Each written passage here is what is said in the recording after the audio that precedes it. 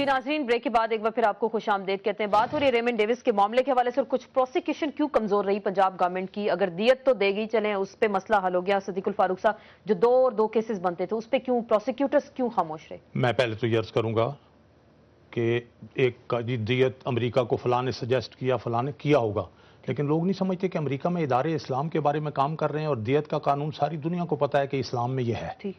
اچھا، دوسری بات یہ ہے کہ آپ نے کہا جی صوبائی حکومت نے کیوں عمل درآمد؟ صوبائی حکومت ہو یا مرکزی حکومت، عدلیہ کے فیصلوں پر عمل کرنے کی آئینی طور پر پابند ہے، بالکل پابند ہے۔ اچھا، دوسری بات میں عرض کروں گا، جاسوسی کے الزام میں، جاسوسی دیکھیے ایسپائنیج کا جو معاملہ ہے وہ ہے ہی مرکزی حکومت کے پاس۔ ایسپائنیج کا معاملہ جو ہے، غیر ملکی جاسوس کا معاملہ صوبائی حکومت کے جورسڈکشن میں نہیں آتا۔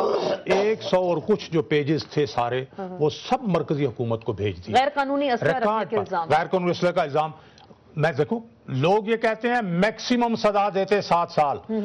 عدالت کے پاس یہ اختیار ہے کہ عدالت برخاست ہونے تک بھی سزا دے سکتی ہے، 5000 جرمانہ بھی کر سکتی ہے، 10,000 بھی۔ اگر آپ مجھے کہیں گے اگلے پروگرام میں آپ کو بہت سے جن لوگوں کے پاس غیر قانونی اسلحہ برآمد ہوا ہے ان کو 2 مہینے کی 5000 کی جرمانے کی سزا میں آپ کو دے دوں گا۔ لوگ یہ چاہتے ہیں نا جی کہ امریکی چونکہ آ گیا تھا، اب اس کو 7 سال سزا ہونی چاہیے، کیونکہ آپ نے کہا تھا گردن نہ جھک سکتی ہے۔ وہ یہ تھا کہ ہم نے کسی کے دباؤ پر اس کی امیونٹی نہیں مانی، ہم نے کہا یہ عدالت کا ہی فیصلہ ہوگا، ہم امیونٹی نہیں مانتے، آپ غلط کہتے ہیں۔ اچھا، دوسری بات جو آپ نے اپنا کیا کہا پراچا صاحب نے، اچھا کچلا ہے ایک اور آدمی نے، کیا اسلام میں اس بات کی اسلام اجازت دیتا ہے کہ کچلے کوئی اور آدمی اور مقدمہ جو ہے وہ ریمنڈ ڈیوس پر بنا دیا جائے؟ گاڑی تو ابھی تک اب برآمد نہیں کروا، وہ گاڑی وہ تو چلا گیا، وہ تو وہاں سے گاڑی بھاگی جب وہ سفارت خانے میں چلی جاتی ہے، کے اندر موجود ہے۔ میری بات سن لینا، سفارت خانے کے اندر جب چلی جائے تو اس کا مطلب ہے وہ سفارت خانہ امریکہ ہے، اب وہاں نہیں جا سکتے یہ لوگ۔ اس قانون کو، قاعدے کو سمجھیں، یہ نہیں ہے کہ کوئی آدمی اپنے طور پر نعرے مارے اور کہہ دے یوں کر دو، امریکہ کو بم اڑا دو اور جا کے وہاں ایٹم بم مارو، اس طرح سے معاملات نہیں ہوتے۔ سفارت خانے میں جب کوئی چلا جائے گا تو وہ سفارت خانہ امریکہ کا ہے، پاکستانی سفارت خانے میں چلا جائے گا تو وہ پاکستان ہے، وہاں آپ لوگ مداخلت نہیں۔ یہ البتہ مرکزی حکومت اس معاملے کو اٹھا سکتی ہے، وہ بندہ چلا گیا ایئرپورٹ سے، وہ جس نے قتل کیا کچلا چلا گیا، نہیں اتنی جلدی تھی کہ آپ لوگوں نے فوراً عدالت نے ادھر سے رہا کیا، ادھر بیس میں آپ سے عرض کروں گا کہ یہ سارا ارینجمنٹ، ڈرامہ پورا یہ سارا ارینجمنٹ جو کیا ہے اس کو نکالنے کا، جب عدلیہ نے فیصلہ دے دیا عدالت نے، اگر جج نے فیصلہ غلط دیا ہے دیت کے بعد تو وہ رکھ ہی نہیں سکتے نا، جب دیت اللہ کے قانون کے مطابق فیصلہ ہو گیا تو اب تو عدالت نہیں رک سکتی۔ البتہ باقی جو چیزیں تھیں تو مرکزی حکومت اگر کوئی نہیں، اب اس میں 2 چیزیں ہیں، ایک ہے عدالت کے معاملے میں اگر اس سیشن جج صاحب نے غلط فیصلہ دیا ہے تو یہ اس کے بعد ہائی کورٹ کے بعد سپریم کورٹ نوٹس لے سکتے۔ کیا لگے اب فیصلے سے کیا لگوں گا؟ اب آپ جو بات کر رہی ہیں، آپ ایک قانون تو موجود ہے نا اس جج کو، نا جج موجود ہے، اگر اس آدمی نے، اس جج نے غلط فیصلہ دیا ہے تو اس کو سزا تو مل سکتی ہے نا، یہ بات تو ہو سکتی ہے نا۔ تو یہ ہمارا ریمنڈ ڈیوس چلا گیا، ریمنڈ ڈیوس چلا گیا، اور وہ بار بار کہہ رہے ہیں مرکزی حکومت کر سکتی ہے جاسوسی کے جو انہوں نے ابھی نہیں کہا، میں پھر کہتا ہوں ہر ایک کا اختیار ہے، میں اس پہ پھر ریپیٹ کروں گا، ہر ایک کا اختیار ہے، ایک اختیار صوبائی حکومت کا ہے، ایک اختیار مرکزی حکومت کا ہے۔ صوبائی حکومت کا جس حد تک اختیار تھا ہم نے کوئی نہیں جھکے، عدلیہ کے اتنے فرما بردار، یوں ہی فیصلہ آیا ساتھ ہی آپ نے اس کو روانہ کر دیا اور عوام سے چھپایا گیا، پریس سے، میڈیا سے چھپایا گیا۔ جب وہ روانہ ہو گیا دین رانا ثناء اللہ ٹی وی پہ آ کے بتاتے ہیں کہ جی اس کو رہا کر دیا۔ پہلی بات تو مرکزی حکومت جس کو کہیں گے وہ میں نہیں ہوں، میں پیپلز پارٹی ایک تجزیہ کر رہے ہیں، ایک صورتحال کر رہے ہیں، جو موقف ہے ہمارا ایک سیاسی طور پہ وہ بتا سکتا ہوں۔ اندر کیا ہوا یہ تو مجھے نہیں پتا، میں کو وہاں بیٹھا ہوا نہیں ہوں۔ میں کہتا ہوں کسی پہ ملبہ پھینکنے کی ضرورت نہیں ہے۔ آپ کا وزیر قانون وہ شیر جو ہے، بڑا شیر، وہ سارا رولا پایا ہوا ہے جس نے پنجاب میں سارا نظام درہم برہم کر دیا، اس نے بھی کہا ہے کہ ہم نے چھوڑا ہے عدالت کے حکم پر، وہی میں کہہ رہی ہوں چھپایا گیا، سنیں پھر ان کے کسی کو نہیں بتایا گیا، ریمنڈ ڈیوس چلا گیا۔ پھر ان کے بعد حضرت صدیق الفاروق صاحب انہوں نے کیا جملہ کہا ہے کہ اللہ کے قانون کے مطابق چھوڑا گیا ہے۔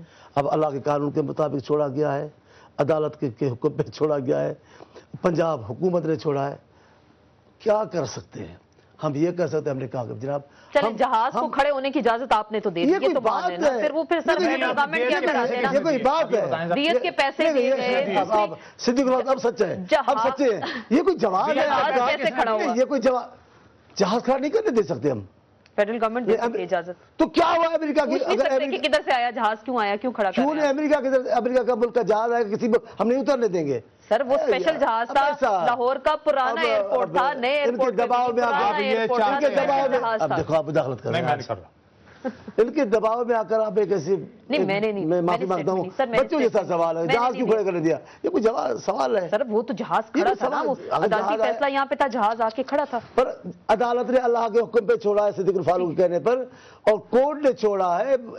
मुझे भरोसा है हमीद गुल साहब जो भी कहे, वो अपने दौर में अपने आप को बड़े मुबे वतन समझते हैं, हम उनको नहीं बुरा भला कहते, लेकिन मुझे भी भरोसा है कि इस वक्त भी पाकिस्तानी फौज के जो जनरल है, इस वक्त भी जो पाकिस्तान की फौजी कमांड कर रहे हैं, वो भी उतने ही मुबे वतन है। सब मुहब्बे वतन ऐसे कर दिया होगा, जर्नैल भी मुहब्बे वतन, सियासतदान भी मुहब्बे वतन, सब मुहब्बे वतन। और फिर उसके बाद जो कुछ यहाँ पे होता है, बहुत सारे सवालात होते हैं। फरीद पराचा साहब, ऐसे बात अधूरी ना, बिल्कुल बोलिए।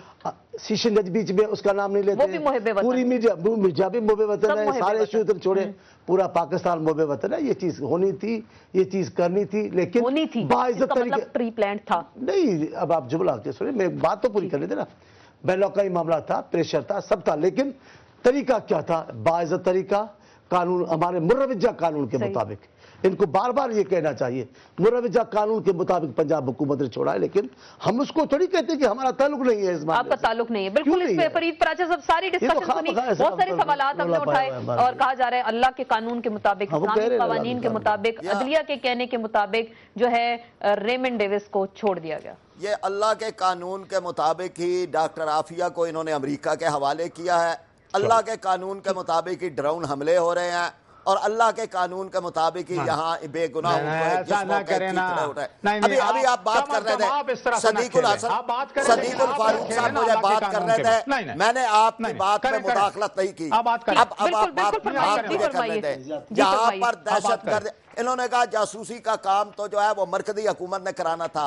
ये इंसदाद दहशत गर्दी का एक्ट जो है, इस पे सूबाई हुकूमत जो है वो क्या पर्चा नहीं दर्ज कर सकती थी? और फिर यह कि असद मंजूर भट्ट जो वकील था उनका, उसको किसने कस्टडी के अंदर रखा? वो कौन डिप्टी सुप्रीडेंट था वो पंजाब हुकूमत का, कि जिसने 4:30 बजे तक उसको अदालत के अंदर पेश नहीं होने दिया? अब आप किसको चक्कर देंगे?